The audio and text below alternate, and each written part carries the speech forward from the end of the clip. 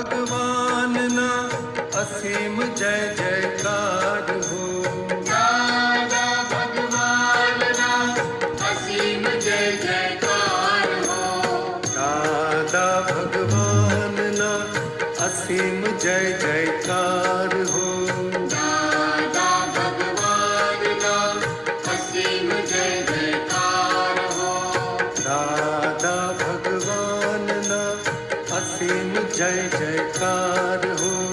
दादा भगवान ना असीम जय जयकार हो। दादा भगवान ना असीम जय जयकार हो।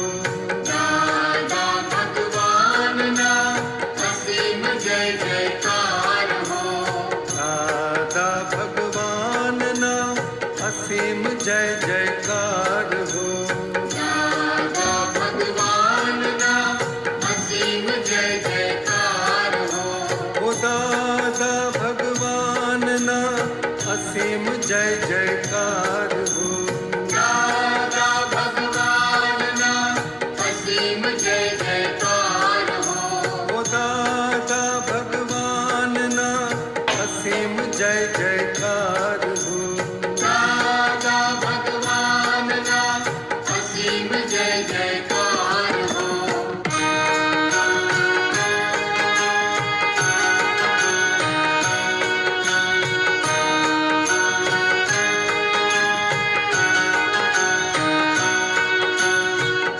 दादा भगवान ना असीम जय जयकार हो।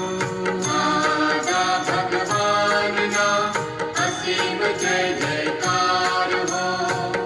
दादा भगवान ना असीम जय जयकार हो। दादा भगवान ना असीम जय जयकार हो। दादा भगवान ना असीम जय जयकार हो। दादा भगवान ना असीम जय जयकार हो।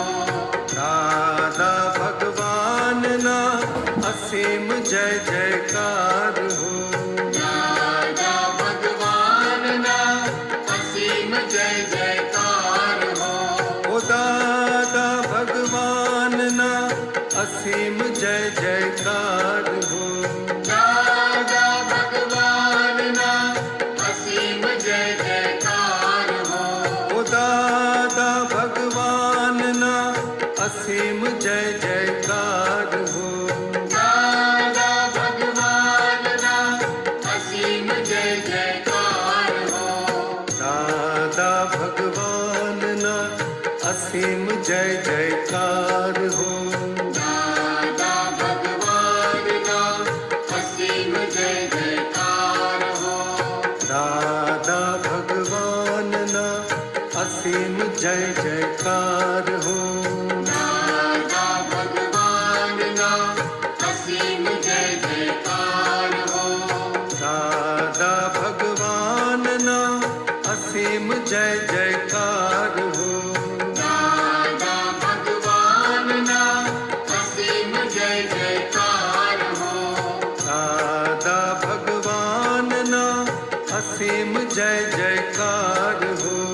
दादा भगवान ना असीम जय जयकार हो। ओ दादा भगवान ना असीम जय જય સચ્ચિદાનંદ. આપ સૌની અંદર બિરાજેલા પરમાત્માને અત્યંત ભક્તિપૂર્વક અભેદ ભાવે નમસ્કાર નમસ્કાર નમસ્કાર. જય સચ્ચિદાનંદ. ચાલો હપ્તાણી પહેલી અંત આવ્યો, શરૂ થાય એનો અંત આવે. અંત આવવાની તૈયારી થઈ છે. સરસવાણી વાંચી આગળ. આપ્તવાણી શ્રેણી 1 પેજ 237. પ્રજ્ઞા એ શું? આત્માથી જે પરાયું છે તેને ક્યારેય પોતાનું ના થવા દે અને પોતાનું છે તે ક્યારેય પરાયું ન માનવા દે તે પ્રજ્ઞા. પ્રજ્ઞા એ તો આત્માનું જ અંગ છે અને તે નિરંતર આત્માને મુક્તિ આપવાનું જ કાર્ય કરે. જેમ જેમ પ્રજ્ઞા ખીલતી જાય તેમ તેમ વર્તન બદલાતું જાય. વર્તન બદલાય એટલે બોજો ઓછો લાગે. પોતાનું અને પરાયું એમ હોમ ડિપાર્ટમેન્ટ અને ફોરેન ડિપાર્ટમેન્ટ બંનેને છૂટા જ રાખે છે તે પ્રજ્ઞા છે. તે જ આત્મા છે, તે જ ચારિત્ર છે. વર્તન એ જ ચારિત્ર. વર્તન એટલે સ્વ અને પરને એકાકાર ના થવા દે તે. એટલે આ પ્રજ્ઞા આપણને એ જ્ઞાન મળતાની સાથે પ્રજ્ઞા શરૂ થઈ જાય છે. આ પ્રજ્ઞા પછી નિરંતર રિલેટિવ અવસ્થા વિનાશી એને જુદું રાખાવે અને પોતાનું છે એમાં સ્થિર કરાવતી જાય. પોતાની ભજના, પોતાના સ્વરૂપની ભજના થઈને પોતે આત્મરૂપ થતો જાય અને પારકી વસ્તુમાં તન્મયાકાર ન થવા દે, છૂટો ને છૂટો જ રાખે. ક્યારેય પરાયું છે તેને ક્યારેય પોતાનું ન થવા દે અને પોતાનું છે તે ક્યારેય પરાયું ન માનવા દે. એટલે પોતાનું છે પોતાનું મનાય અને પારકામાં પોતે પેસે નહીં. પર ક્ષેત્રે, પર સત્તા, પરાઈ ચીજનો માલિક થવું એ બધામાં પેસવા ના દે. અને જે પોતાનું છે ભલે પોતે રોંગ બિલીફથી તો પડ્યો તો રાઈટ બિલીફથી મૂળ સ્વરૂપમાં અભેદ થવાશે. તે પાછા ફરવાનું કામ પ્રજ્ઞા કરાવે. અમે જ્ઞાન આપીએ છીએ તે સીધી જ અનુભૂતિ થાય છે. એને પરમાર્થ સંકિત કહે છે, પેજ 238. તેથી પ્રજ્ઞાભાવ તે જ વખતે તમને ઉત્પન્ન થઈ જાય છે. રાઈટ બિલીફ બેઠી એટલે આ બાજુ પ્રજ્ઞા શક્તિ ઉત્પન્ન થાય. રોંગ બિલીફ હતી ત્યાં સુધી અજ્ઞાન શક્તિ, ક્રોધમાન, માયાલોભ, અહંકાર, બુદ્ધિ બધું ચાલુ થઈ જાય. આખું જગત જે ચાલી રહ્યું છે તે બધો જ ચંચળ ભાગ, જ્યારે પ્રજ્ઞાભાવ એ સ્થાયી રહી શકે તેવો ભાવ છે. પ્રજ્ઞા ઉત્પન્ન થાય એટલી સીડી કે પગથિયા ચડવા ના પડે, પણ સીધા જ ઉપર પહોંચી જવાય. મૂળ આત્મામાં આવવાનું સીધું પ્રજ્ઞાથી પોતા શુદ્ધ જ્ઞાન છે. પ્રજ્ઞા એટલે સીધો આત્મભાવમાં જ આવે છે. અને આ મૂળ આત્માની સહાયક પ્રતિથી બેઠી છે, સહાયક સંકિત થયું આપણને. એટલે આ શુદ્ધ પ્રજ્ઞાભાવ અંશ પ્રજ્ઞા પણ સર્વાંશ પ્રજ્ઞા ખુલ્લી થાય છે. પણ કેટલી અંશ એટલે એક કાણું ખુલ્યું આર પાર, પણ અજવાળું 360 ડિગ્રી વાળું શુદ્ધ પ્રકાશ. પછી જુદા જુદા કાણા ખુલતા જશે, અનંત પ્રદેશે નિરાવરણ થતો જશે, ત્યારે સર્વાંગી થશે, ત્યારે કેવળ જ્ઞાન થશે. ત્યાં સુધી આ શુદ્ધ પ્રકાશ તો 360 ડિગ્રી વાળું અજવાળું સીધું કામ કરે એવું છે. પ્રજ્ઞા સિવાયના બધા જ ભાવ તે ભાવાભાવમાં ગણાય અને તે બધા જ ચંચળ ભાગમાં સમાય. પ્રજ્ઞાભાવને આત્મભાવ ના કહેવાય. પ્રજ્ઞાભાવ અચંચળ ભાગમાં આવે. પ્રજ્ઞાનું કાર્ય કેવળ જ્ઞાન થતાં જ પૂરું થાય છે, માટે તેને આત્મભાવ ના જ કહી શકાય. કારણ તેમ જો કહેવામાં આવે તો તેનો અન્વય ગુણ ગણાય, અને અન્વય ગુણ કહીએ તો સિદ્ધ ક્ષેત્રમાં વિરાજેલા સિદ્ધ ભગવંતોને પણ પ્રજ્ઞા હોય, પણ તેમ નથી હોતું. કારણ ત્યાં તેનું કંઈ જ કાર્ય હોતું નથી. ફૂલ્લી ઇન્ડિપેન્ડન્ટ ગવર્મેન્ટનું સ્થાપન થયા પછી ઇન્ટરિમ ગવર્મેન્ટ એની મેળે જ ખલાસ થઈ જાય છે. તેવું જ પ્રજ્ઞાનું પણ છે. એટલે આ કેટલી છેલ્લી છે અને એમને એટલું બધું અનુભવાયું છે કે આ એક્ઝેક્ટનેસ બધી ખુલ્લી કરી દાદા કે ચંચળ ભાગમાં નથી આવતો, અચળ ભાગ. એટલે આત્મભાવ આટલા ગુણમાં આત્મગુણ પ્રગટ થયો ને એમાં આવે છે નિરાવરણ જ્ઞાન થયું સીધું. આત્મશક્તિ એટલે નિરાવરણ પ્રજ્ઞા શક્તિ પ્રગટ થઈ ગઈ. દીપકભાઈ, આમ તો બે જ ભાવ કહેવાય ને, રિલેટિવ ને રિયલ. તો આ પ્રજ્ઞા ભાવ એ પ્રજ્ઞા એટલે એ છે રિયલ, પણ રિલેટિવ માટે વપરાય છે. એટલે રિલેટિવ રિયલ કહેવાય. રિલેટિવ રિયલ એટલે આમ આપણે કહીએ છીએ કે પ્રજ્ઞા આત્માની રિપ્રેઝેન્ટેટિવ જ છે. તો પછી દાદા કહે છે કે તો એ આત્મભાવ ના કહેવાય, કારણ કે કેવળ જ્ઞાનમાં પૂરી થઈ જાય છે.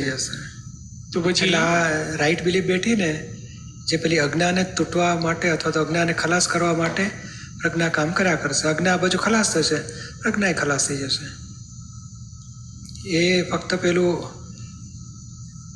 અજ્ઞાથી આખું આ બાજુ ઊભું થઈ ગયું છે. હવે અજ્ઞાને ખલાસ કરવા એ રોંગ બિલીફથી આખું તોફાન ઊભું થઈ ગયું છે. રોંગ બિલીફ ફ્રેક્ચર થઈ, રાઈટ બિલીફ બેઠી, પ્રજ્ઞા શક્તિ. પ્રજ્ઞાનું કામ શું થશે? અજ્ઞા અને અજ્ઞાથી ઊભા થયેલા કષાયો, અહંકાર, બુદ્ધિ, ચિત્ત, પછી મન, વચન, કાયા, એ બધાને હવે ખાલી કરાવતા છે. જે અજ્ઞાન ભાવથી ઊભું થયેલું એ જ્ઞાન ભાવે ભાગાકાર થતો જશે. અને પ્રજ્ઞા ઠેઠ સુધી હજુ કેવળ જ્ઞાન થાય ને ત્યારે પ્રજ્ઞા એ પૂરી થઈ જશે.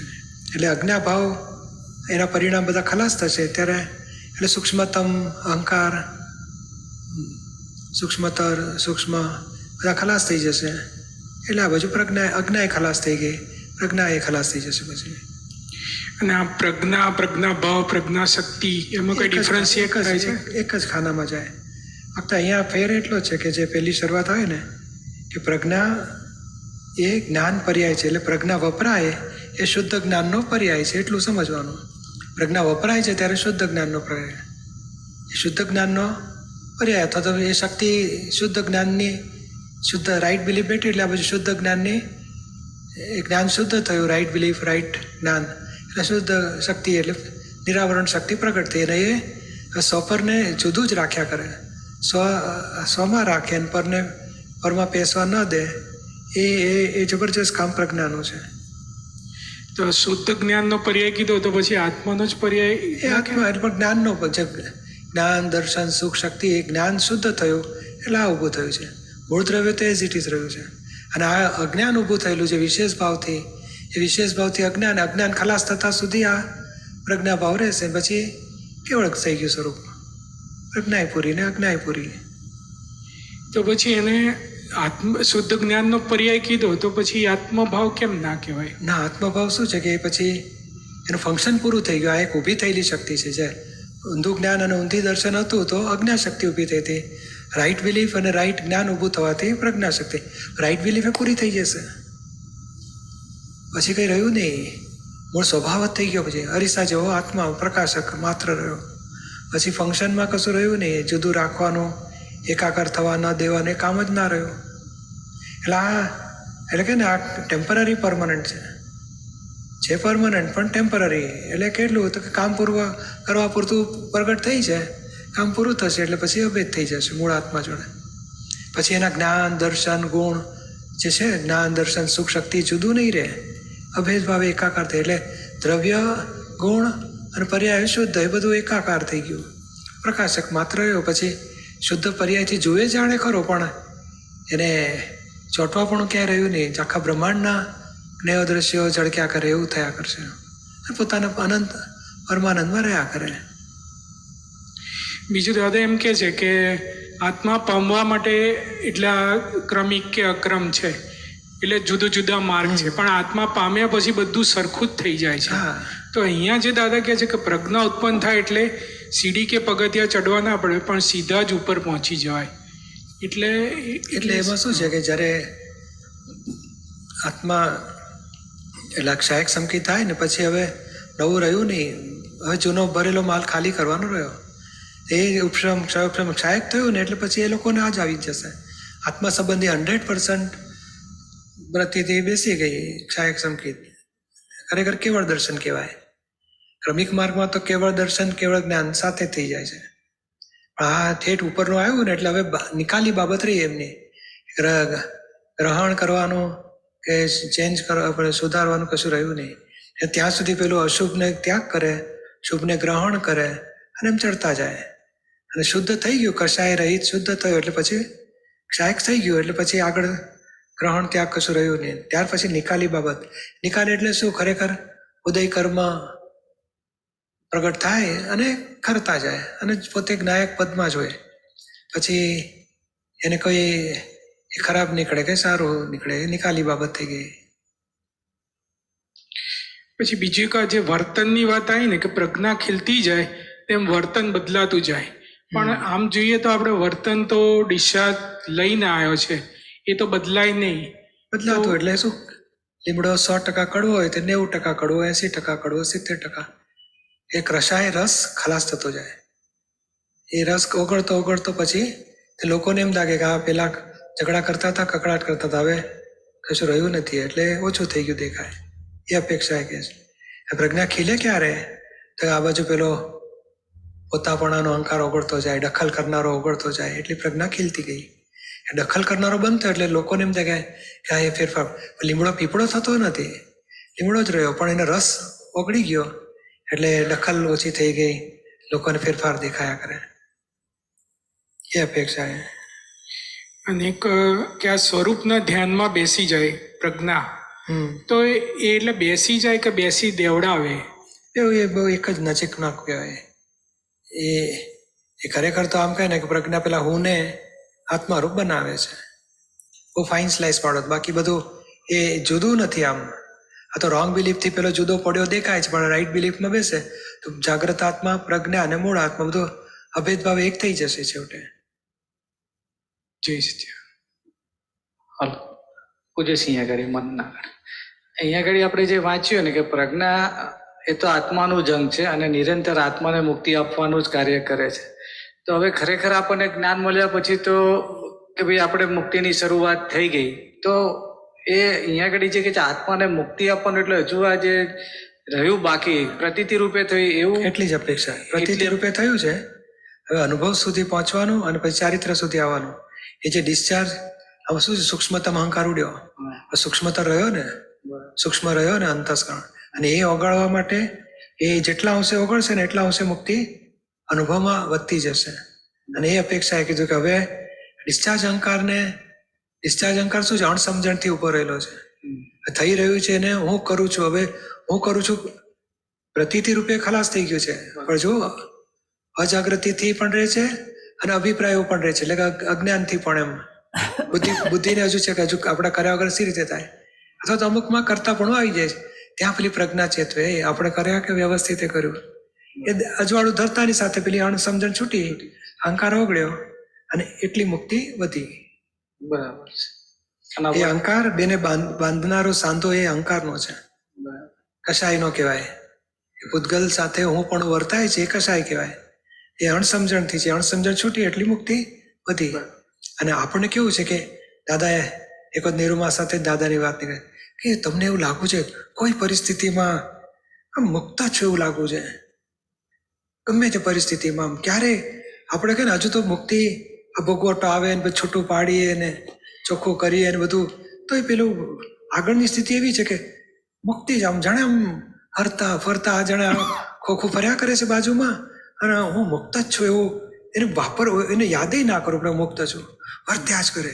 એ આપણે આ જ્ઞાનથી આ સ્ટેજે આ દેહમાં આ જ કાળે આવી શકાય એવું છે, આ જીવીએ છીએ ત્યાં સુધીમાં. અને એવું મહાત્માઓ એ દશામાં પહોંચવું જોઈએ, એવું આપણું વિજ્ઞાન છે. કે અમારે દાદાની ઈચ્છા એમ કે મહાત્મા આવ્યા થવા જોઈએ કે મને અડતું જ નથી, હું શુદ્ધ જ એટલો બધો શુદ્ધ છું, મને અડી શકે નહીં. કારણ કે ખાતો હોય ને તમને લાગે અહીં ચવાય છે, અહીં ઉતરે છે, અહીંથી આમ થાય છે, એ નીકળે છે.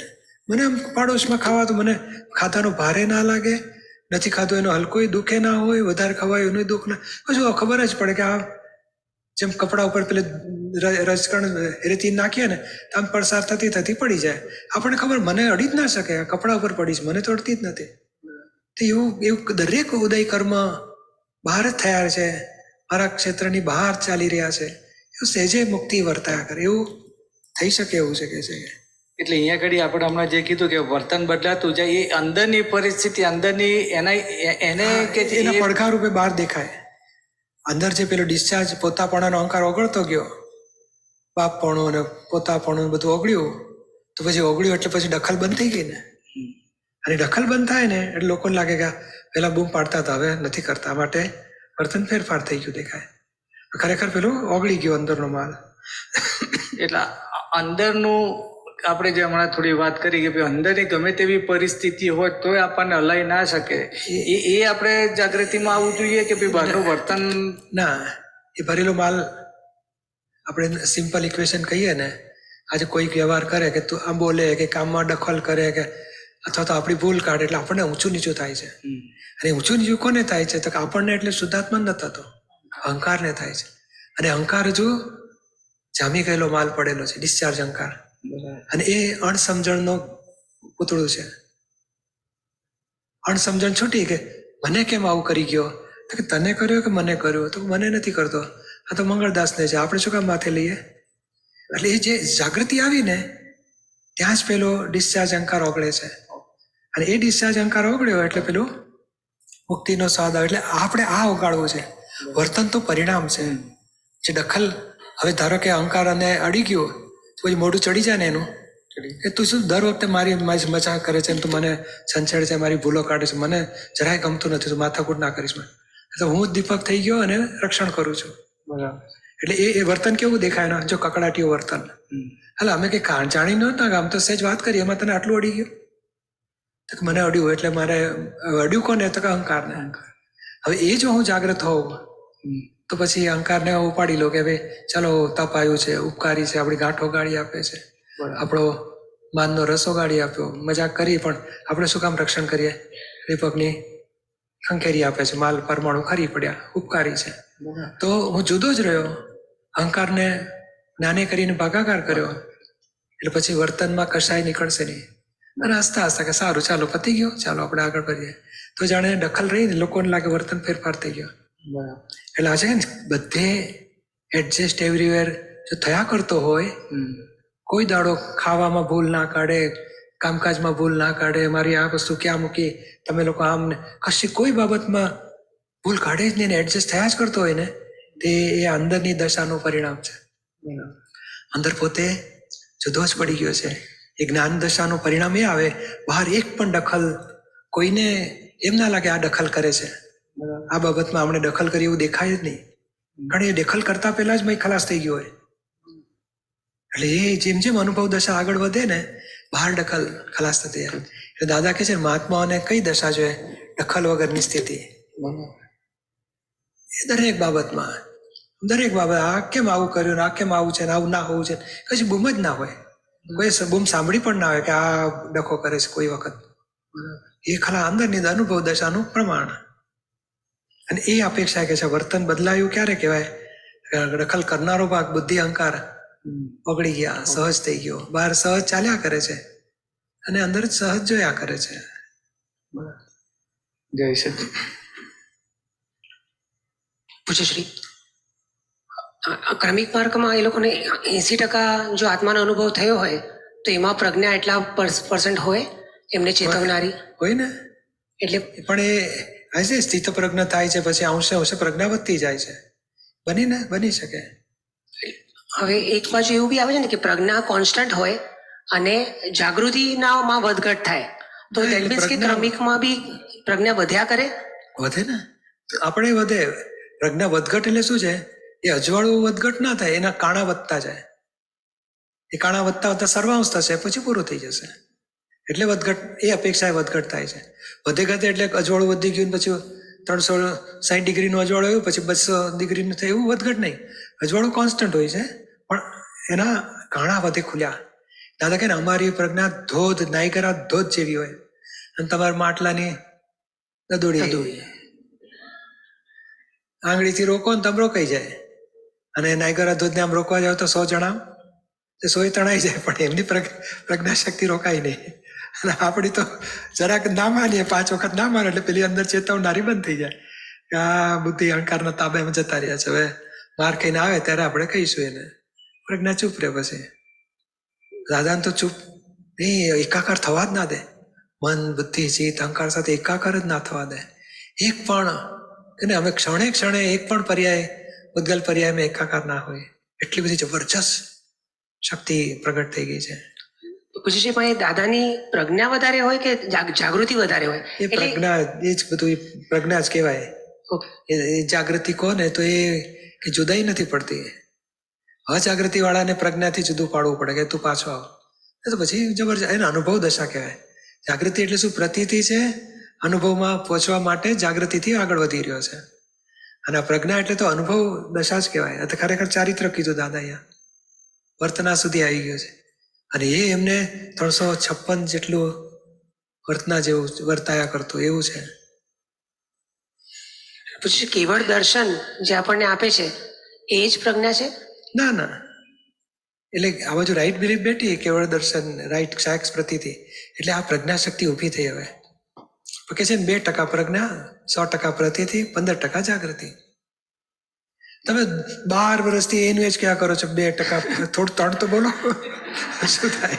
આ તો સાધારણ સમજવા માટે છે. કોકને 4 જ થઈ ગયો અનુભવ, 5 હોય, 10 હોય. જાગૃતિ 15 ને બદલે 35-40 થઈ ગયો હોય.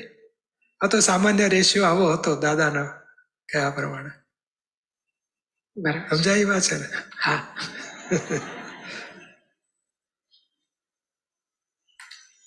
અમે સ્વરૂપ જ્ઞાન આપીએ એટલે પ્રજ્ઞાને બેસાડી દઈએ, પછી એ પ્રજ્ઞા તમને ક્ષણે ક્ષણે ચેતવે. ભરત રાજાને તો 24 કલાક ચેતવવા નોકરો રાખવા પડતા હતા. ગમે તેવા વિકટ સંયોગો આવે ત્યારે અમારું જ્ઞાન હાજર થઈ જાય, અમારી વાણી હાજર થઈ જાય, અમે હાજર થઈ જઈએ અને તમે જાગૃતિમાં આવી જાઓ. ક્ષણે ક્ષણે જાગૃત રાખે તેવું અમારું આ અક્રમ જ્ઞાન છે. આ કામ કાઢી લેવા જેવું છે. સાંધો જ એક ફેર મેળવી લીધો હોય તો કાયમી ઉકેલ આવી જાય. એટલે કહે કવિરાજ કહે સત્પુરુષનો ભેટો થવો અતિશય દુર્લભ જો, ભેટો થયે ઓળખાણ પડવી મુશ્કેલ જો, ઓળખાણ પડે કામ કાઢી લેવું કહેલ જો, કામ કાઢી સાંધો મળે કાયમી ઉકેલ જો. એટલે કાયમી ઉકેલ આવ્યો છે. આપણે કામ કાઢી લીધું ક્યારે કહેવાય? તો કે મૂળ ભગવાન જોડે અભેતા. દાદા કે ને અમે ઘણો ખરો કાળ દાદા ભગવાન જોડે અભેત રહીએ છીએ. ઉદય કર્મના દબાણથી છૂટા પડવું પડે. તે સાંધો આપણે ત્યાં સુધી પહોંચી શકાય એવું છે કે એક ફેરો જો મળી ગયો તો કાયમનો ઉકેલ આવી જાય. એટલે ધ્યેય રાખવા જેવો છે, કામ કાઢી લો આજ પગમાં. એટલે હવે નવું હેડિંગ આપણે લઈએ છીએ, જ્ઞાની શરણે કામ કાઢી લો. આ શરીરમાં 2 વિભાગ છે. અહીંયા હેડિંગ વચ્ચે આપીએ, આ બે વચ્ચે જ્ઞાની શરણે કામ કાઢી લો. ચાલો પછી જ્ઞાની શરણે કામ કાઢી લે. આ શરીરમાં 2 વિભાગ છે, એક ચંચળ વિભાગ અને બીજો અચંચળ વિભાગ. અચળ તો આત્મા છે. જેટલી આ તમને તમારા વેપારમાં ઝીણવટ છે તેટલી જો આત્મામાં ઉતરે તો કામની. બધા વિષયોમાં ઊંડા ઉતરે, પણ આમાં શી રીતે ઉતરે? આ તો નિર્વિષય જ્ઞાન કહેવાય, પણ નિર્લેપ અને નિર્વિકારી. એટલે આ તો શું છે કે પેલું મિશ્રમો હોય ને ત્યાં સંસારે ગમે, આત્માનો ગમે.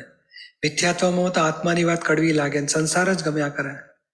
અને સમ્યકત્વ મોહવાળાને તો કે આત્મા સિવાય કશું ગમે જ નહીં. તો કે એવી દશા ધીમે ધીમે બદલાતી, જેમ જેમ મોહ ઓગળતા જાય તેમ પછી એકલો આત્મા જ ગમ્યા કરે. અને એ રસ જેમ વધતો જાય પછી આ બાજુ તો આપણને તો મળ્યું છે અને આત્માની વાત ગમવા માંડી તો સ્પીડી પ્રગતિ થયા કરે કે છે. એટલે જેટલી વેપારમાં ઝીણવટ છે એટલી આત્મામાં ઝીણવટ ઉતરે, કલ્યાણ થઈ જાય. આપણે તદ્દન છાસ્યું સોનું લઈ ગયા હોઈએ તોય સોની વળે નહીં. એ તો માત્ર સોનાને જ જુએ. બોલો આ એક દાખલો પાછો, સોનું અને છાસ્યું થઈ ગયું હોય, બગાડીને લઈ આવે માણસ તો સોનીની નજર સોના ઉપર હોય, એ જ્ઞાનીની નજર આત્મા ઉપર હોય. અને એ દ્રષ્ટિ કેળવવાની વાત છે. આ કચરો હોય 80% કચરો હોય, 90% કચરો હોય, 10% શુદ્ધ સોનું, તો સોની કહેશે આમાં 10% શુદ્ધ છે ને બાકીનું કચરો છે. પણ એને બગાડનાર ઉપર દ્વેષ ના હોય અને સોનું ખરાબ થઈ ગયું એની પર અકળામણ ના હોય. એને જેમ છે તેમ કહી દે કે આટલું આ છે, આટલું આ છે. દ્રષ્ટિ આત્મા ઉપર, એવી જ્ઞાનીની દ્રષ્ટિ આત્મા ઉપર જ હોય.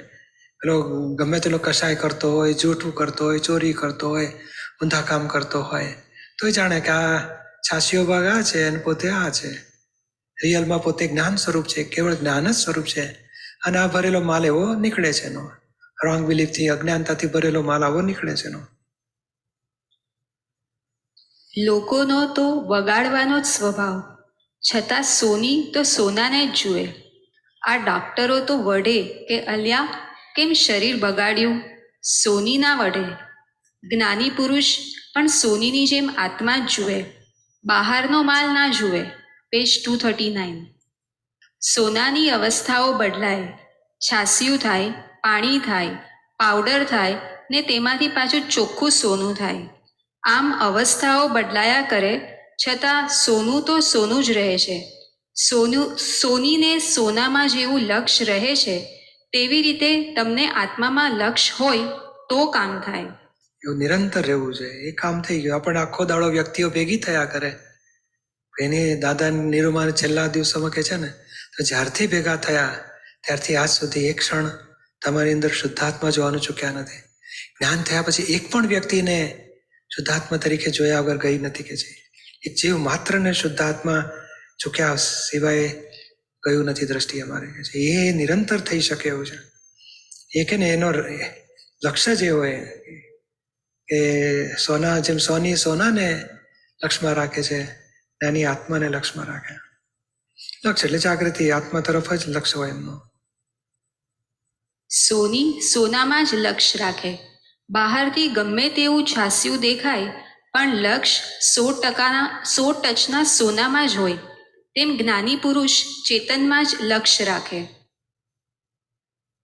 કોઈ માણસ શાસ્ત્ર વાંચે, ધારણ કરે, પણ સમજણ તો એની પોતાની ને. લોક એમની ભાષામાં લઈ ગયા. વાત સાચી જીવાજીવ તત્વની, પણ પોતાની ભાષાની સમજણમાં લઈ ગયા.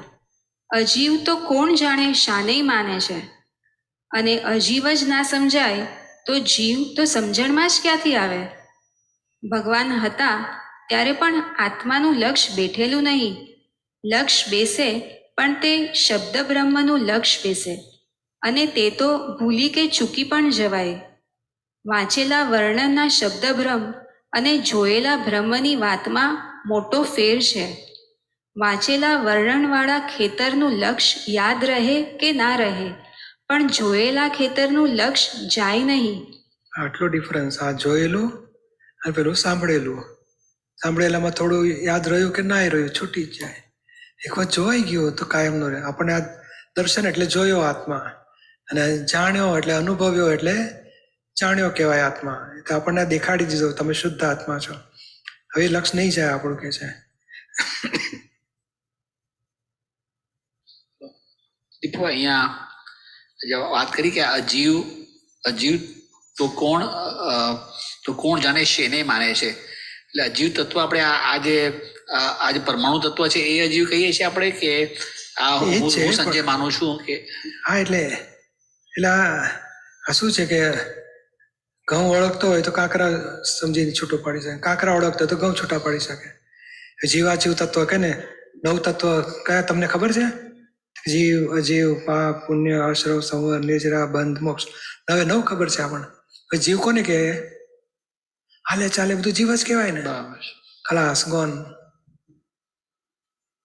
હું આત્મા છું કોણ બોલતું હશે? અજીવ બોલતું હશે કે જીવ બોલતું હશે? બરાબર. એટલે આ વાણી કોણ બોલતું હશે? જીવ બોલતું હશે કે અજીવ? તો જીવ હોય તો જ બોલાય, નહીં તો જીવ જતો હોય તો કેવી રીતે બોલે માણસ? એટલે કેન્સર. એટલે કેવી રીતે સમજાવવું? એટલે દાદાએ ભેદ જ્ઞાન આખું બોલાયા 1 કલાક. અને એ ભેદ જ્ઞાન ત્યારે જીવ ભાવનું ભાન થાય છે, શુદ્ધ ચેતનનું ભાન થયું પોતાને, હું આ છું. અને અજીવનું ભાન થયું કે અજીવ વ્યવસ્થિતને તાપે છે. એટલે વ્યવસ્થિતને આખું આ જે રિલેટિવ ભાગ છે એ પૂતગલ આખું વ્યવસ્થિત રિલેટિવ વ્યવસ્થિત તાપે. અને પાછું બોલે એવું છે, મારે ચા પીવી છે, તો કે આત્મા બોલતો હશે? ના, અજીવ તત્વ જ બોલે. પૂતગલ ભાવ. એટલે પૂતગલ ભાવ એટલે કે ને આગળ એમાં આવ્યું હતું 13મી આપણો 14મીના 3જા ભાગના પારાયણમાં કે ના 2જા ભાગમાં કે મુનિન્દ્ર સર્વકને જાણ્યો આ જીવ ભાવ, છે પૂતગલ ભાવ, જળ ભાવ અને ચેતન ભાવ. એનું જેને બીજ વિભાજન થાય ત્યાં સર્વે જ્ઞાનીઓ એક થાય છે. ત્યાંથી જ જ્ઞાનપદ શરૂ થાય છે.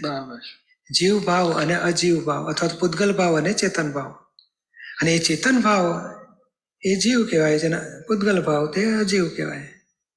અને એ જ ભેદ જ્ઞાન થાય તો સાચા આત્માનો જોયો બ્રહ્મ એની વાતમાં ફેર, અને વાંચેલા વર્ણનના શબ્દ બ્રહ્મનો ફેર.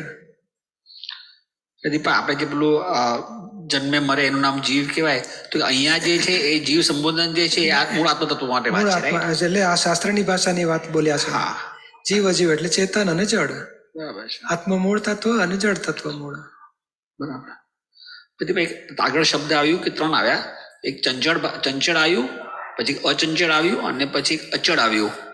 તો આ પ્રજ્ઞાને અચંચળ ભાવ કીધો એ, અને આ અચળ એટલે આ એક ડિફરન્સ છે અચંચળ અને અચળમાં, કે બધું હરખું બંને વસ્તુ? એટલે મૂળ દ્રવ્ય સ્થિર જ છે સ્વભાવથી. આના સ્થિર ભાવ અચળ છે, આના સ્થિર ભાવ થયો છે પ્રજ્ઞા ભાવ. અચંચળ ભાવ કહેવાય. બરાબર. અને નિશ્ચેતન ચેતનના ભાવો એ બધા ચંચળ ભાવો કહેવાય. બરાબર. અને આ અચળ ભાવ કહેવાય અને આ અચળ સ્વાભાવિક અચળ કહેવાય મૂળ તત્વમાં. કમ્પેર કરવામાં નથી, પણ ખાલી આ જે ઇંગ્લિશમાં 3 વાક્ય હતા આપણા, એટલે આમ ના હોય તો રહેવા દેજો. પણ આ I with my is equal to ચંચળ ભાગ, I with not mind is equal to અચંચળ, અને I without my is equal to અચળ, એવું કંઈક કરે કહી કે શકાય, બરોબર છે. કહી શકાય, બરોબર છે. પ્રદીપભાઈ, આ એક બીજું આ જે ચારિત્રની વાત આવી, અહીંયા આવ્યું વર્તન ઇઝ ઇક્વલ ટુ ચારિત્ર, તો કે વાંચ્યું આપણે તો જ્ઞાન દર્શન ગુણ્યા જ્ઞાન ઇઝ ઇક્વલ ટુ ચારિત્ર ઇઝ ઇક્વલ ટુ આપણે સપોઝ જ્ઞાતદ્રષ્ટા કહીએ તો ચારિત્ર એ ગુણ છે કે ગુણનો પર્યાય છે? દીપભાઈ, ખાલી એ ચારિત્ર જે છે એ કેવું છે, દર્શન ગુણ, પછી જ્ઞાન એ ગુણ, આ શક્તિ એટલે ચારિત્ર કહેવાય. એ ગુણ આ બે હોય તો આવું શરૂ થાય.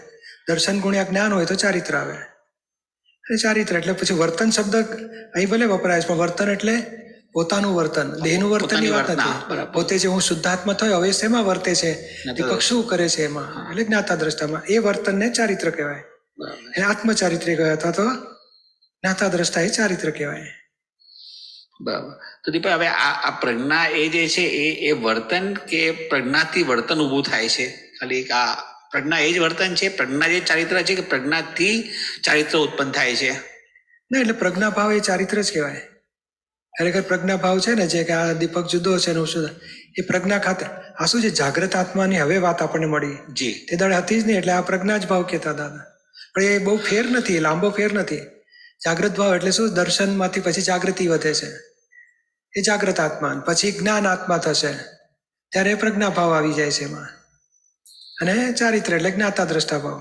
એટલે આ શું છે કે એ ગુણમાં જ વિભાજન આપણે આ અપેક્ષા પાડીએ કે કેવું વર્તે છે એ પ્રમાણે એને દશા કીધી એની. આખી મૂળ એ ગુણ જ ભાગમાં આ બધો શુદ્ધ ગુણ પ્રગટ થયો તો પ્રજ્ઞા શક્તિ રૂપે કામ કરે છે. શુદ્ધ ગુણમાં દર્શન તો કે નિરાવરણ થયું એટલે ક્ષાયક દર્શન કહેવાય છે. આ અંશે જ્ઞાન અનુભવ આવ્યા છે એટલે અનુભવ દશા અંશે વધતી જાય છે. પણ મૂળ આમાં જુદું પાડવું અપેક્ષા પડે, કયા ફંક્શન પોતે વર્તે છે એ પ્રમાણે.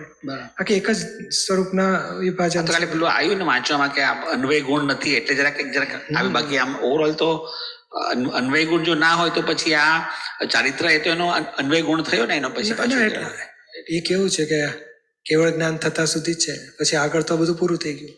બરાબર. પછી એને વાપરવું, જુદું પાડવું નથી પડતું, એકાકાર થઈ ગયું બધું.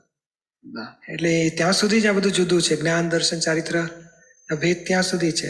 પૂરું થયા, કેવળ થયા પછી ભેદે રહેતા નથી કોઈને.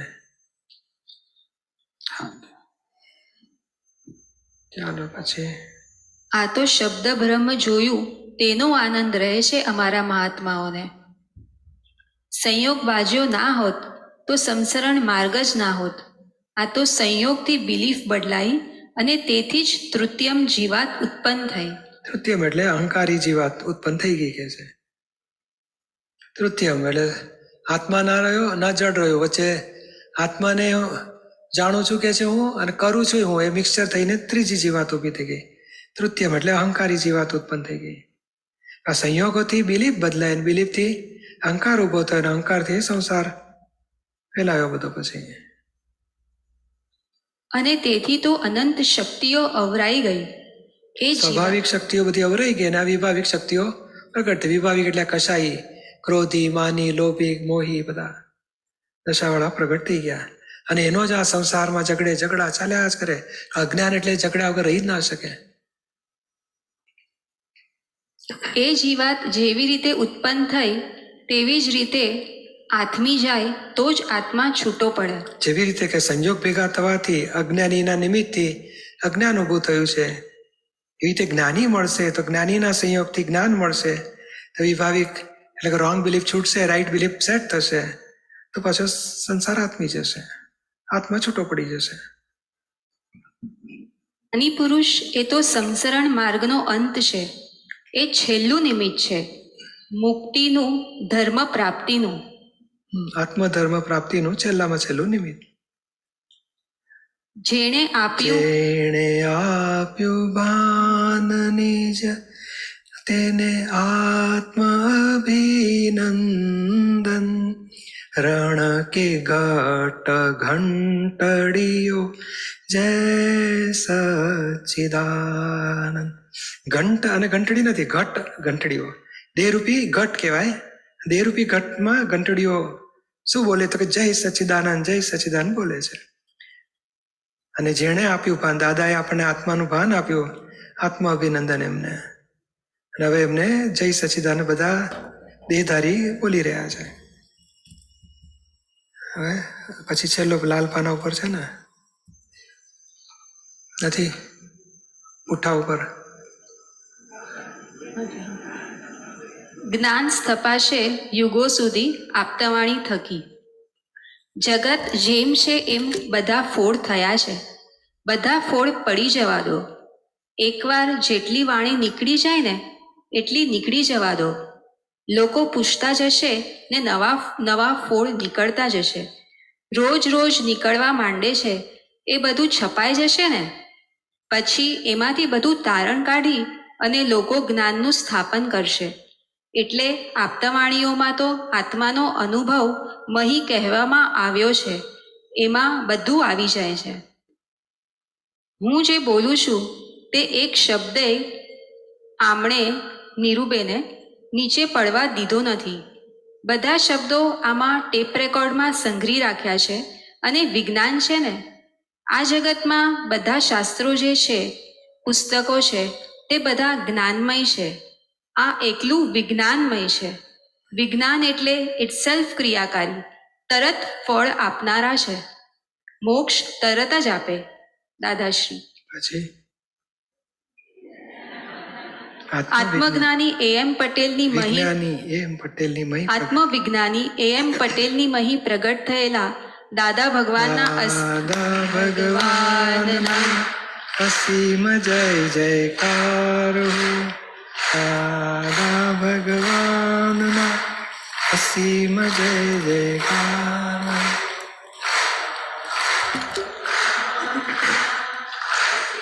જય સચ્ચિદાનંદ. ચાલો ચાલો, પેલી આપતાણી અદ્ભુત અદ્ભુત અદ્ભુત બધી વાતો.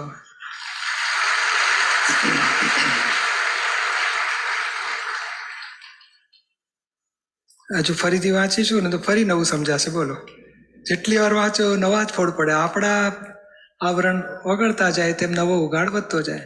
બાકી દાદાએ તો ટોપ લેવલની વાત કહી દીધી છે. આપણું લેવલ વધતું જાય એટલે આપણને નવું નવું લાગ્યા જ કરે. ચાલો થોડા પ્રશ્ન લેતા જઈએ. અશોકભાઈ શાહ, જયશ્રીબેન ઠુંબર, ગીતાબેન શાહ.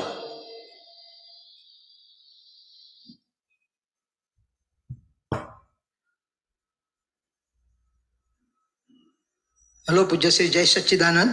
બોલો. આગળ પારાયણમાં ખુલાસા આવી ગયા હોય પણ યાદ નથી, એટલે આ પૂછું છું. પ્રશ્ન છે આપતાવાણી 1 પેજ નંબર 54. અક્રમ માર્ગમાં જ્ઞાની પુરુષ માટે હાથ મૂકે, માથે હાથ મૂકે તો પોતે પુરુષ થઈ આખી પ્રકૃતિને સમજી જાય અને બંનેએ કાયમના છૂટા ને છૂટા જ રહે. હવે આમાં તમે પણ પૂજ્યશ્રી, તમે આપતાવાણી 12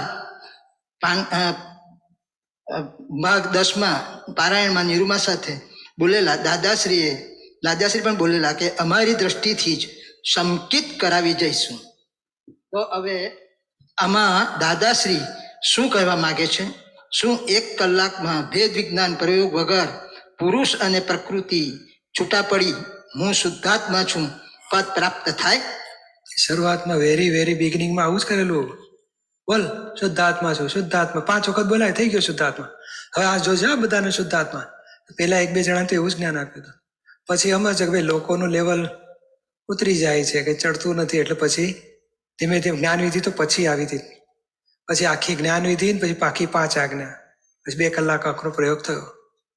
એટલે છે ખરું પાવરફુલ. દાદા જબરજસ્ત પાવરફુલ છે. અને માથે હાથ મૂકીને પુરુષ બનાવી દે ને પ્રકૃતિથી જુદો પાડી દે.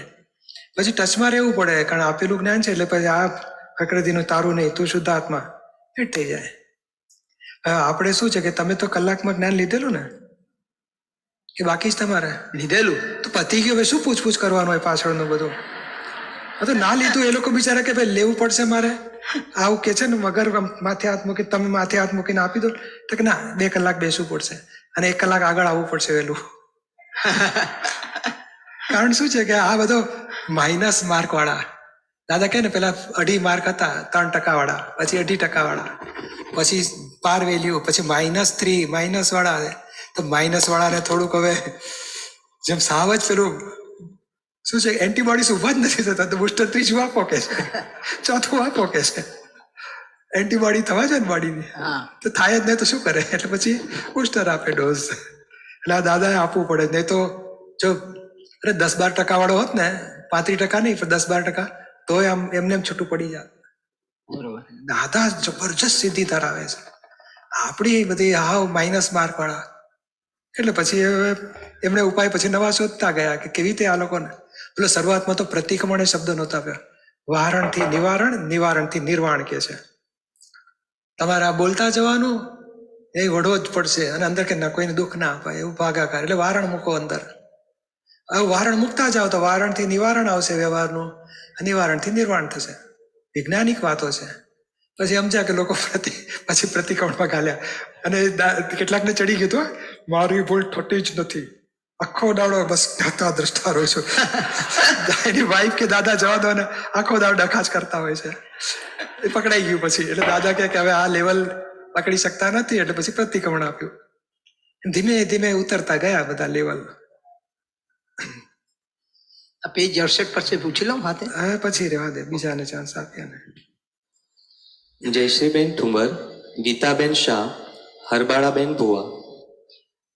જય સચ્ચિદાનંદ પૂજ્યશ્રી. Aptavani 1 page number 113. અહંકારનો સ્વભાવ છે કે નાટકીય બધું જ કામ કરી આપે. જો તમારો કડવો મીઠો રસ નીરસ થઈ ગયો હોય તો અહંકારને મારવાનો નથી, નીરસ કરવાનો છે. એમાં દાદા શું કહેવા માંગે છે? એ કહેલું છે ને લખેલું છે, એ જ કહેવા માંગે છે, થોડું નવું કહેવાનું હોય એમાં. અને એની ઉપર ના આવી જાય, કોઈ અપમાન કરે, હું હોશિયાર છું, અક્કલવાળો છું, હોય ને પછી કોઈ કહે ને અક્કલ વગરનો છે, ત્યારે એ શું કરે કે આપણા હું અક્કલવાળો છે, રસને ઓગાળી આપે છે. તો આપણા લોકો શું કરે છે, રસને હાંચવે છે, અહંકારને હાંચવે છે, અને પેલો રસ કાઢી જનાર આવ્યો હોય એને ઠોકીને કાઢી મૂકે છે.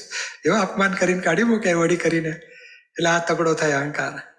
એટલે પછી એ રસ વગરનો હોય ને તો ડ્રામેટિક રસ વગરનો એટલે શું, કોઈ અક્કલ વગરનો કે નલાયક કે તો કશામાં અસર જ ના થાય. નાટકનો વ્યવહાર કરતો હોય, નાટકમાં કેવું ઝઘડતા હોય છે ને, તમે લોકો આવા તેવા 2 જણા નાટક કરે, અડધો બહાર નીકળીને અડધો કપચા આપીએ, પાછી મજાથી બેઠા હોય, તો શરૂ થાય એટલે રોલ કરે આમ તેમ, એવું નાટકીય રે. પછી અસર વગરનો અહંકાર એ ક્યારે થાય તો રસ બધો ઓગાળ, ત્યાં કોઈ અપમાન કરે તે રસ ઓગાળી આપે છે, ઓગળવા દેવાનો. એમ કરતા કરતા બધાએ રસ ઓગળી જશે. અહંકારના અપમાન થવાથી, આક્ષેપો આવવાથી, ભૂલો કાઢવાથી રસ ઓગળવા દઈએ, નિરસ થયેલો અહંકાર નાટકનો વ્યવહાર કરશે, નાટકીય વ્યવહાર સરસ કરશે. અને એમાં કોઈને બોલો કોઈ વઢે ને બરોબર, નિરૂમાં વળતા હોય ને સામાન્ય, તોય પેલા દુઃખ જ ના થાય, એમાં અભેદતા તૂટે જ નહીં એમને, કારણ નિરસ અહંકાર. એ વઢે કરે, કકડાવે, પ્રેમથી વ્યવહારે કરે, એ રાગ દ્વેષ વગરનો વ્યવહાર નાટકીય કરી શકે. એ નિરસ થયેલો અહંકાર. અહંકારને મારવાનો નથી, નિરસ કરવાનો છે. અને રસ તૂટે ગઈ. દાદા કે અમે જાતે તોડી નાખીએ, અમને જાગૃતિ હોય. તમારે જાતે જાગૃતિ હોય ને એટલે કોઈ તોડવા આવે તો તૂટવા દેવો. કોઈ ભૂલ કાઢે તો કઈ થાય ખરું આપણને? થાય ને. રસ ઓગાળવા દઈએ ને આપણે? ના. તો શું કરો? ગુસ્સો આવે. તો પછી રસ ના ઓગળે. એ અપમાન કરનાર ઉપકારી લાગે, અને આપણે સમજાય કે મારો રસ ઓગાળી આપ્યો ઉપકારી છે. એની મહેનતથી, એના ધોકાથી, એના સાબુથી, એના પાણીથી, એના બાવડા દુખાડીને આપણો કચરો સાફ કરી આપે, તો ઉપકાર માનવો જોઈએ ને એનો. લોકો લોન્ડ્રી વાળાને તો પૈસા આપે, 150 રૂપિયા અમારા સરસ કપડા ધોઈ આપ્યા, સરસ. આ તો એ મફત ધોઈ આપે છે આત્મા ઉપરના કપડાને. પૂજ્યશ્રી શક્તિ આપજો કે જ્ઞાનથી અહંકારને ઉગાડી શકાય. હા. જય સચ્ચિદાનંદ. ગીતાબેન શાહ, હરબાળાબેન ભુવા. જય સચ્ચિદાનંદ પૂજ્યશ્રી. મારો સવાલ આપતાવાણી 1 પેજ નંબર 144 પરથી છે. ગડપણ આવે ત્યારે બધાય દર્દોનું એક દર્દ થઈ જાય, તેની દવા જાણી લઈએ તો દર્દ ઉપડે ત્યારે લેવાય. આ તો છેલ્લું દર્દ તેડવા આવે છે. તો આ સમજાવો કૃપા તમારે કરશો. દેહનો દર્દની વાત કરવી, દેહની દવા જોઈએ છે કે આત્માની દવા જોઈએ છે? આમાં ગડપણમાં તો હા, એટલે દેહને- આત્માની દવા જોઈએ કે દેહની દવા જોઈએ? દેહ આત્માની. 150-200 વર્ષ જીવે એવું જોઈએ છે કે આત્મા અવિનાશી અમર થઈ જાય એવું જોઈએ છે? આત્માને તે ઉપર લખેલું જ ને દાદાએ. ઉપર જો ગઈડ પણ કાઢવું વસમું પડી જાય. પણ જેને જ્ઞાન મજબૂત થઈ ગયેલું હોય તે જે દારૂખાનું ફૂટે તે પ્રત્યેકના જ્ઞાતા દ્રષ્ટા રહીને પોતાની ગુફામાં રહે. અમારા જ્ઞાની છેલ્લા શ્વાસ ચાલતા હોય તોય શું બોલે ખબર છે? આ ધોકડાને છેલ્લા શ્વાસ ચાલે છે, હું તો જોઉં છું ને જાણું છું. છેલ્લા શ્વાસનો એક જ્ઞાતા દ્રષ્ટા હોય. અને દુકાન તો બધાને છેલ્લી વહેલી મોડી બંધ તો કરવી પડશે ને, જવા માટે જ આવે છે ને બધા. જન્મ્યો ત્યારથી વે ટુ શમશાન, તો એ શમશાનમાં જનારને બચાવવાની મહેનત ના કરશો, એ 5-25 વર્ષ પછી પાછો જવાનો છે. આપણી જાતને ઓળખી લો ને આપણી દવા એવી કરો કે આ દેહ જવાન થાય તો આપણે અમર રહીએ. ફાવશે કે? હા, તો એટલે આ બધા દર્દોનું એક દર્દ થઈ જાય એમ આત્મા જ્ઞાતા દ્રષ્ટામાં. એટલે એ જુદું છે. દર્દ તો શરીરનું આવવાનું, પણ એનો ઉપાય આ કરવાનો છે કે જ્ઞાતા દ્રષ્ટા રહો. બાકી એ દર્દ ને દવા તો બધું એ નૈમિતિક હોય છે. એ ડોક્ટરો હોય ને દર્દ ની દવા આપે ખરા, પણ આયુષ કર્મ હોય ને તો ટકે દે. આયુષ કર્મ પૂરું થાય એટલે દેહ નથી છૂટો પડે પોતે. તમારી શું ઈચ્છા હતી કે કઈક મારે કઈ દવા લેવી, મને કઈ રાખો ને? ના, આ તો છેલ્લું દર્દ તેડવા આવે એમાં શું તેડવા જ કહેવાનું? આવે. એ બધું નથી કહેતા. આ બધા હવે ઓર્ગન બધા ફેલ થવા માંડ્યા છે. બ્રેઇન ગયું, લીવર ગયું, કિડની ફેલ થઈ, હવે ધીમે ધીમે હાર્ટ બંધ થતું જાય છે. એટલે બધી ઓછું થતું પછી આત્મા નીકળતો જાય ને પેલું ખાલી બંધ થઈ જાય. પછી આ દેહ તો કર્મઈ જાય, કોવાઈ જાય, ગંધાઈ જાય, એની પર શું પ્રેમ રાખવાનો કે છે? ચાલો પછી જય સચિદાનંદ. જય સચ્ચિદાનંદ. હરબાળાબેન પુવા. જય સચિદાનંદ પૂજ્યશ્રી હરબાળા. આ આપતાવાણી 1 પાના નંબર 231. અમને બધા ભગવાન કહે છે, પણ અમારું પદ નિર્વિશેષ અનુપમૈક છે, તેને વિશેષણ શું આપશો? આ દેહને આપશો એ તો ફૂટી જવાનો છે. મય જે પ્રગટ થઈ ગયા છે તે જ પરમાત્મા છે. ગજબનો પ્રકાશ થઈ ગયો છે. તો પૂજ્યશ્રી જે આપેલું વાક્ય છે ને, અમને બધા ભગવાન કહે છે પણ અમારું પદ નિર્વિશેષ અનુપમય છે, એ જરા વધારે સમજાવો ને. અનુપમ પણ છે અને નિર્વિશેષ પણ છે. ઉપમા આપી શકાય એવું નથી, વિશેષણ લાગુ પડી શકે એવું. અમે રિયલમાં રહીએ છીએ. રિલેટિવને વિશેષણ હોય કે આ સારો માણસ છે, કેમ બધાને હેલ્પ કરતો હતો, આ નઠારો માણસ છે બધાને પડાવી લેતો હતો. તો કે આ રિલેટિવના કાર્ય ઉપરથી લોકો વિશેષણ આપે. દાદા કે અમે રિલેટિવમાં હોતા જ નથી, રિયલ સિવાય અમારી રમણતા જ નથી હોતી. તમે શેને વિશેષણ આપશો? અને જેને વિશેષણ આપો છો એ હું છું જ નહીં. દેહના આધારે કે કાર્યોના આધારે કે ક્રિયાના આધારે વિશેષણ આપશો. અમારું સ્વરૂપ નિર્વિશેષ છે, અનુપમય, નિરૂપમ. ઉપમા આપી શકાય નહીં એવું છે અનુપમ. એટલે અને એ વિશેષ નિર્વિશેષ પદ વાળી દશા છે અમારી કે છે. એટલે ભગવાને વિશેષણ છે, અમને ભગવાન પદે લાગુ ના પડે કે છે. અમે એનાથી બહાર નીકળી ગયા છે. એટલે દાદા જ્ઞાન સ્વરૂપ. જ્ઞાન સ્વરૂપ છે અને ઘણો ખરો કાળ કેવળ જ્ઞાન સ્વરૂપમાં રહે છે. થોડો કાળ જ્ઞાન સ્વરૂપમાં આવવું પડે. એ લેવલે જો પહોંચતા તો બહુ વાર લાગશે પૂજ્યશ્રી. આશીર્વાદ આપજો. 5 આજ્ઞાથી એ રસ્તે જવાશે આગળ, એક ડગલું આગળ વધવાનું. હા, જય સચ્ચિદાનંદ. જય સચ્ચિદાનંદ. રશ્મિકાંતભાઈ તંદુસરિયા.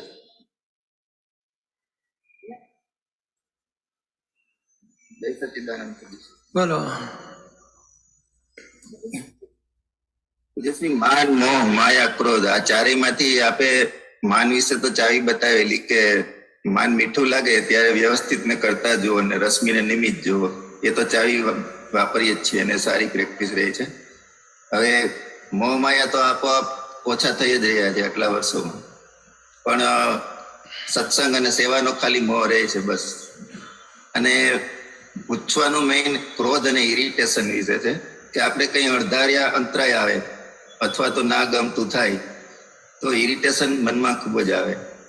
અને મારે ફાઇલ 1 ને સિવિલ એન્જિનિયરનું કામ છે, તો ક્યારેક માણસોને આપણે 2-4 વાર પ્રેમથી સમજાવીએ અને છતાં પણ ના સમજે ને તો પછી ગુસ્સો આવી જાય.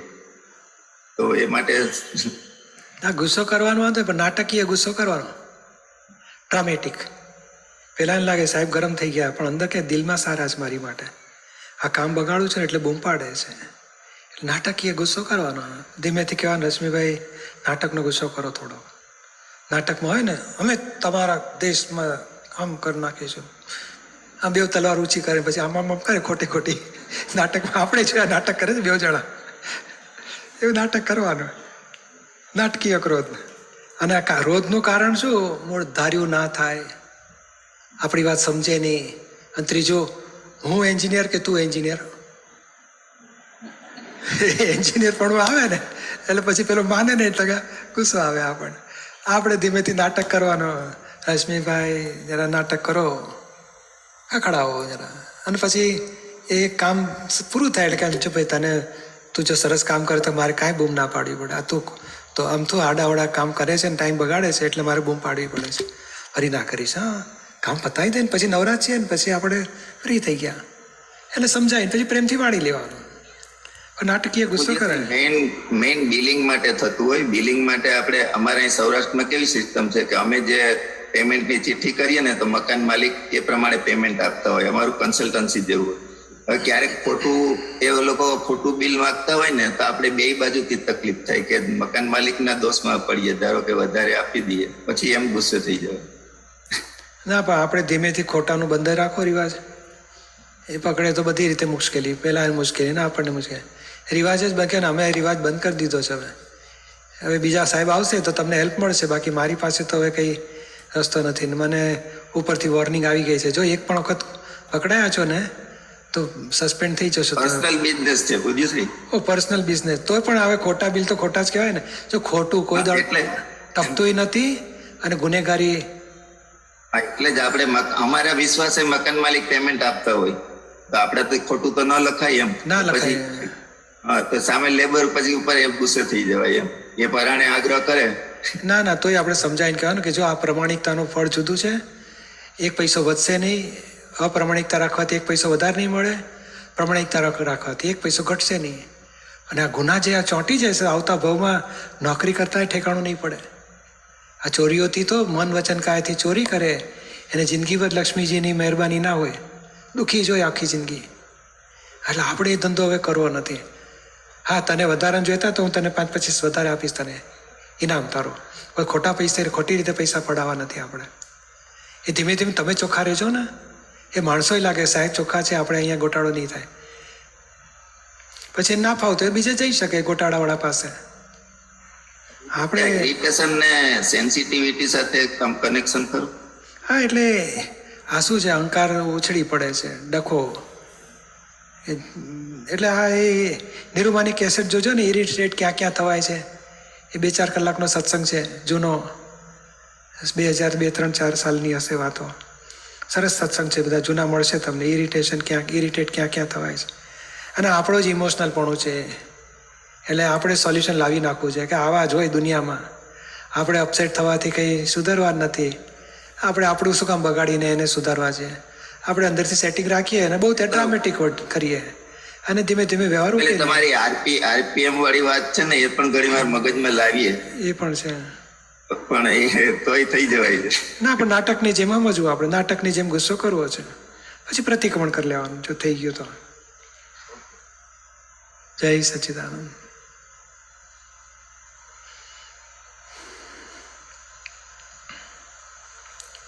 ચાલો આપણે આ ડખો જ લઈએ. ડખા દરેક કાર્યની પાછળ ડખો થયા જ કરતો હોય. આમ ના કરવું છે, આમ જ કરવું છે. તું ખોટું કરે છે સમજતો નથી. અથવા તો અભિપ્રાય આ તો આવો જ છે, આ તો આવો જ છે, આવું જ કરશે, હમણાં આમ કરશે. એટલે આ દરેક વ્યવહારમાં જે ખરેખર સંભાવ્ય નિકાલ, આ ફાઇલ છે, સંભાવ્ય નિકાલ કરો છે રહેવું જોઈએ. એને બદલે સંભાવ રાખવાનું ચૂકી જવાય છે અને ખરાબ ઉપર અભાવ રહ્યા કરે, સારી વસ્તુ પર ભાવ રહ્યા કરે. એ ભાવ અભાવના ડખા થયા કરે. અને એ આપણે દાદા સરસ ગયે 2 દિવસ પહેલાં જ કંઈ સૂત્ર આવ્યું હતું ને કે કુદરત પરીક્ષા લે છે, કસોટી કરે છે, એમાં ડખોડખલ કરતો નથી એને પાસ કરવામાં આવે છે. એટલે આ કુદરતી આ બધા આવશે જ પરિણામો, કારણ આપણે પૂર્વે ડખોડખલ કરેલી છે, એના પરિણામ સ્વરૂપે જીવનનો વ્યવહાર છે. અને હવે એવા પરિણામમાં સહજ ભાવે રહેવાય અથવા ડખોડખલ વગર. ડખોડખલ વગર એટલે જ્ઞાતા દ્રષ્ટા, સહજ ભાવ એટલે જ્ઞાતા દ્રષ્ટા. આ બાજુ પોતાનું જ્ઞાતા દ્રષ્ટા પદ હોય, પ્રકૃતિ ઉદયાધીન ભમરડો ધીમે ધીમે ફરતો ફરતો ખાલી થયા ઓગળ્યા કરતો હોય. તો એ ડખોડખલ વગરની સ્થિતિ એ મહાત્માઓનો આગળની દશા એ લાવવાની છે. ડખોડખલ કેમ થાય છે તો કે ડિસ્ચાર્જ પેલો અહંકાર બુદ્ધિ, એને બીજા શબ્દોમાં ચારિત્ર. ડિસ્ચાર્જ ક્રોધ માન માયેલો ડખો કરે છે, ડિસ્ચાર્જ ક્રોધ માન માયેલો બધો ડખો કરનારા એ છે. એટલે એ ડિસ્ચાર્જને જ્ઞાને કરીને ઓગાળતા જઈશું તેમ તેમ પછી ડખા બંધ થઈ જશે. અને જેટલો અનુભવ દશા ઉત્પન્ન થઈ એટલા અંશે આજના કે એડજસ્ટ એવરી યર થયા કરે. ગમે તે પરિસ્થિતિ આવી એ ફ્લેક્સિબલ હોય, એડજસ્ટેબલ હોય, એને કોઈની ભૂલ જ ના લાગે, બધું બને હોય કરેક્ટ જ લાગે, ડખોડખલ થાય જ નહીં. કેમ તો કે એને જાગૃતિ જ છે કે આજે દીપકે બધું દીપકને ફેરફાર એડજસ્ટમેન્ટ બદલ્યા કરવાના છે. માને હું દીપકમાં એકાકાર હોઉં તો મને ફાવે નહીં કે આ બરોબર નથી, મજા જ નથી આવતી, આ બરોબર મજા આવી ગઈ. એવું ક્યારે હોય તો કે એકાકાર હોય તો. જો જુદો હોય ને તો પછી આ પૂતળું છે એને કંઈ આ નથી જોઈતું, જોઈએ છે ને મજા આવી ગઈ ને કંટાળી ગયો, એ ડખો ના હોય. અથવા મન જરા બોલે તો આપણે એને ઓગાળી નાખીએ કે જે છે તે આ જ છે, બીજું કંઈ મળવાનું નથી, આવું કરશે શું ફરક પડશે, એટલે ટાળું પડી જાય. એટલે એડજસ્ટ એવરી વાર થઈ જ જાય, ડખોડખલ વગરની સ્થિતિ થઈ જાય. એટલે આ જ્ઞાનથી ડખોડખલ વગરની સ્થિતિ થઈ શકે. જો નિરંતર જાગૃતિ હોય તો બહાર ડખોડખલ વગરનો વ્યવહાર ચાલ્યા કરે, એડજસ્ટ થયા જ કરે. રિલેટિવમાં આગ્રહ ના હોય ને આમ જ કરો, અથવા રિલેટિવમાં કોઈને ભૂલે ના, ભાઈ આવું થાય તો સારું, પછી તમને બધાને અનુકૂળ આવે એમ. કારણ એને સમજાય કે એનું ધાર્યું થતું નથી, મારું ધાર્યું થતું નથી, વ્યવસ્થિતનું ધાર્યું થવાનું છે. અને આમાંથી ઊભું થાય છે કે આ સજેશન મૂકવું છે તો મૂકી જુઓ, પછી શું બન્યું એ કરેક્ટ. ડખોડખલ ના હોય કે અમારું કોઈ માનતા જ નથી ને અમારાથી કોઈ વેલ્યુ જ નહીં ને અમને તો પૂછતા નથી ને પોતાની તો બધા કરે છે ને અમારે આમ અમારું ને તારું ને હું ને તું, એ ડખા ના હોય. એ ડખા છે ને ખરેખર તો આ ઓગાળવા માટે આપણો આ જીવન વ્યવહાર છે કે આવું આવશે, અથડામણ થશે, મય પેલો ડખો ઊભો થશે, ત્યારે જ્ઞાને કરીને ઓગાળો. આપણે ડખાને પોષણ આપીએ છીએ, વ્યક્તિઓ જોડે ભેદ પાડી દઈએ છીએ, અને આ કામ રહી જાય છે. એ તો સહેજ ભોગવટો આવ્યો, કોઈએ ભૂલ કાઢી અથવા ડિસએડજસ્ટમેન્ટ થયું, ના ફાવતું થયું, ત્યાં જ આપણે ઊંચું નીચું થાય ત્યારે જ પકડવાનું છે કે ઊંચું નીચું થયું. બહાર તો કોઈને ભૂલ કાઢવા જેવું છે જ નહીં. પોતાને જે ઊંચું નીચું થાય એ સાયન્ટિફિકલી જુદા, ટેકનિકલી ભાગાકાર, સરસ સોલ્યુશન લાવી નાખ્યા કે ના જે છે તે આ જ છે. આપણે આના કરતાં બદતર તો કે એની કરતાં ઘણું સારું છે, આ પેલું આવે એવું તો કે એની કરતાં ઘણું સારું. તો બરાબર મજા કરીને ફાઇલ પૂરી થાય છે, આપણો હિસાબ પૂરો થાય. અંદર ને અંદર જ બોલો ઊંચું નીચું થયું અને વાળી લીધો. બહાર તો કોઈને દજાડે નહીં, ડખોડખલે ના થાય. એ જાગૃતિ અહીં રાખવાની છે. જરાક ભોગવટો આવ્યો તો ભોગવે, તેની ભૂલ બન્યું તેને આય, અથડા મંટાળો, એડજસ્ટ એવરી યર. તો અહીંને અહીં સોલ્વ કરો એને. આપણી જાગૃતિ ત્યાં રહેવી જોઈએ કે જરાક ભોગવટો આવ્યો, આ વ્યક્તિ આવું કરે છે, જો મને આમ કહી ગઈ, પોતે આવી છે, પોતાનું તો જો કે ના આપણે એની ભૂલ કાઢવી જ નથી. આપણને આવ્યું તો અડ્યું કેમ, શાલિગ્રામ થઈ ગયો હોય પોતે તો એને એક પણ શીંગડું અટવાય નહીં કોઈની સાથે, અટવાય છે માટે આપણે શાલિગ્રામ થયા નથી. એ શીંગડા વગરના થઈ જઈશું ત્યારે ગમે તેવા લોકો શીંગડા ભરાવા આવશે તો આપણે ભરવાઈશું નહીં. ભરવાય છે માટે આપણું શીંગડું લાંબુ છે માટે તૂટવા દો, એનું તોડવું નથી. આપણે અહંકારના શીંગડા તૂટી જશે, જ્ઞાની થઈને ઊભા રહીશું. અને એ આમ જાતે કહીને નવરા બેઠા સામાયિક કરીએ ને પછી અહંકાર એક એક ઓગાડીએ એ બનવાનું નથી. અથડામણ થાય, ભૂલો કાઢે, કે આક્ષેપ આવે અથવા ડિસ્કમ્ફર્ટ થાય, ડિસએડજસ્ટ થાય, એવા પ્રસંગમાં પેલું ઊંચું નીચું થાય ત્યારે ડખો, ત્યારે જ્ઞાને કરીને ઓગાળો એને. 5 આજ્ઞાએ કરીને નિર્દોષના પુરાવા ડબલ બી જુદાપણા જાગૃતિ, આ ઓગાળવાની દવા છે. ઓગાળશે જેટલો ડિસ્ચાર્જ કસાયો, ડિસ્ચાર્જ અહંકાર ઓગળ્યા એટલે ડખોડખલ બહાર બંધ થતી જશે. અને ડખોડખલી બંધ થતી જશે અને પોતે જે આ જેટલી અવગડી ડખોડખલ એટલો અનુભવના અંશ વધતા જશે. અનુભવ વધતા ગયા તે વધારે ડખોડખલ વગરની સ્થિતિ આવતી જશે. એટલે આ આપણે આખા દિવસમાં ઉઠ્યા ત્યારથી સૂતા સુધી જોવાનું. અને સૌથી વધારે પ્રોબ્લેમ આવે સહઅધ્યાયીઓ વચ્ચે અથવા આપણા ડિપાર્ટમેન્ટમાં સરખા કામ કરતા હોય અથવા ઉપરી હોય કે અંડરહેન્ડ હોય. અંડરહેન્ડ ઉપર તો બરોબર છે કે આપણે એને નચાવીએ, બિચારો કચડાઈને કર્યા કરતો હોય. ઉપરી પાસે આપણે કચડીએ એટલે ત્યાં ડખો થયા કરે. સ્વાધ્યાયમાં કમ્પેરિઝન ને સ્પર્ધા ઈર્ષા થયા કરે. એટલે એ 3 લેવલ હોય છે. એ 3 લેવલમાં જુઓ ક્યાં આપણે અટવાયા છીએ, ક્યાં આપણને અસરો થયા કરે છે.